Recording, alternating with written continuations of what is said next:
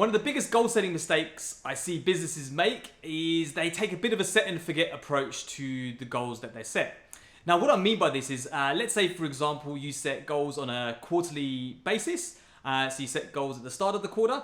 A set and forget approach would be those goals, the goals themselves don't change at all over the course of the quarter. They stay the same. Now, why is this a problem? Well, let me take you back to 2005. My football team, Liverpool, are playing in the Champions League final against a formidable opponent, AC Milan. It's been a long time since we've been in a Champions League final.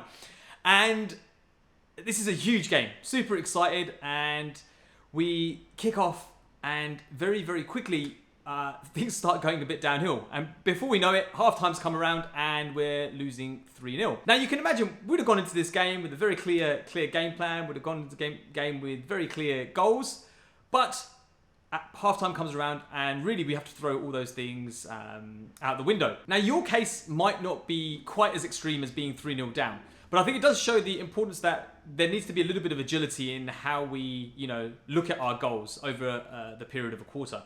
And what I really recommend businesses do, so let's say you have got a quarterly goal setting cycle, is that you, at the midpoint, at the very least, if not more frequently, at the very least you do a halftime team talk. And what you're really looking to do is sit down with your team and go, look, based on the first half of the quarter, what have we learnt? What have we tried? What are the things that have worked well? What are the things that have worked less well?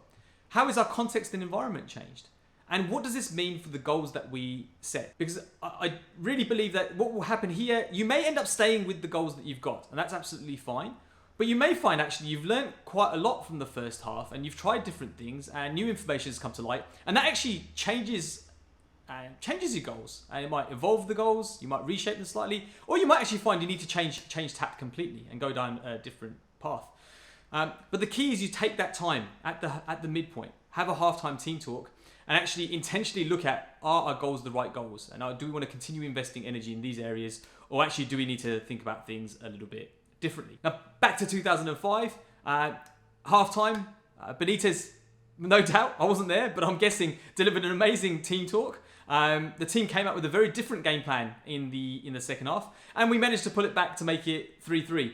But the story doesn't end there. Obviously, there's a bit more of a happy ending. Otherwise, I wouldn't be sharing this story. We ended up winning the game and lifting the trophy, it's been one of my highlights, if not the number one highlight for me as a Liverpool supporter.